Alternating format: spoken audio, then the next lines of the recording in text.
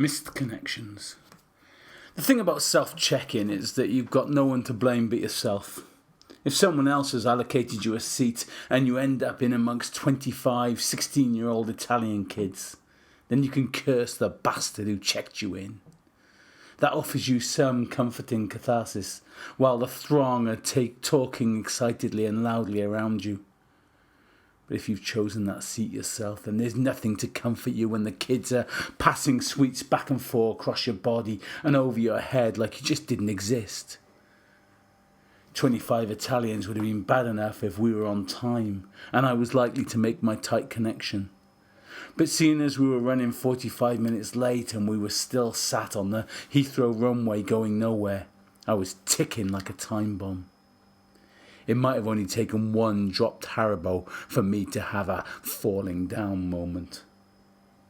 But of course I was far too British to say anything, so I just sent a load of passive-aggressive stares in the offender's directions and managed to keep a lid on my own personal volcano. But I arrived in Frankfurt with a banging headache and a long old wait ahead of me.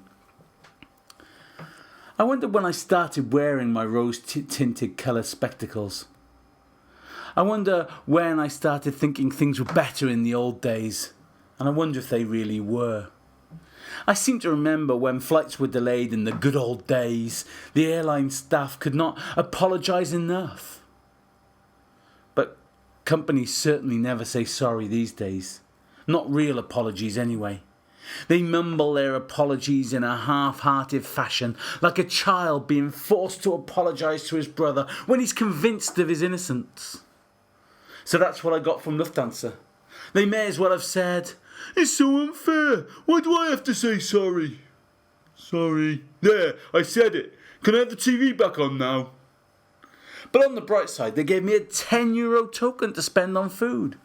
And at least I would be on the same flight as my luggage this time. Now, anyone who's ever travelled anywhere in the past 10 years will know that airports are now places that think it's reasonable to charge £3 for a bottle of water. So the €10 token was about as useful as a frog with a trombone.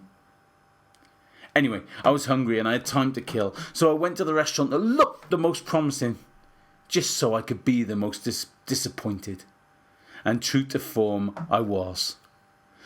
I ate a wooden burger, half paid for by Lufthansa, while being patronised by over-attentive waitresses who seemed to be auditioning for a role in TGI Fridays the movie.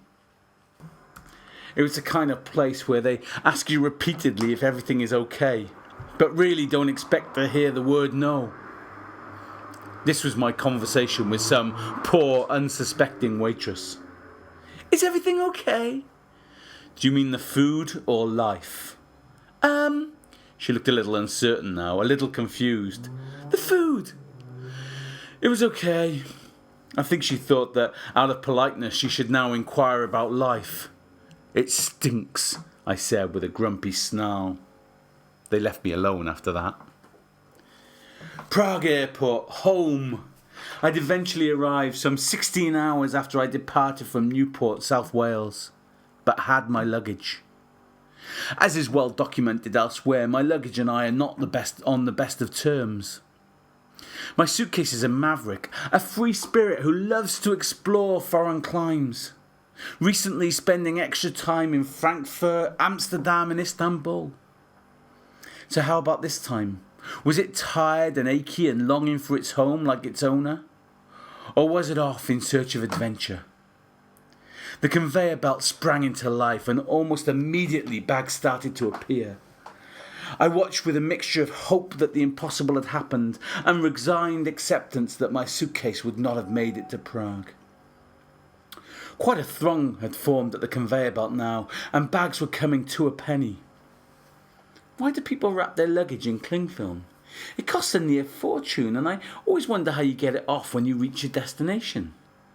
Scissors, I hear you say. Well, you aren't allowed scissors in your hand luggage. So what then? Anyway, as I was thinking that, I noticed the throng was thinning out, and there was still no sign of my bag. There were just 4 of us left now, all bleary-eyed, all desperate to go home or to our hotels. There hadn't been a new case on the conveyor for a good 2 minutes. Surely not. Then the carousel gave one last shudder, one last cough, and threw up 4 more bags, amongst them my tired, battered black suitcase. I'd never been so pleased to see an inanimate object in all my life. I gave it a little pat and a smile and wandered off to find myself a taxi.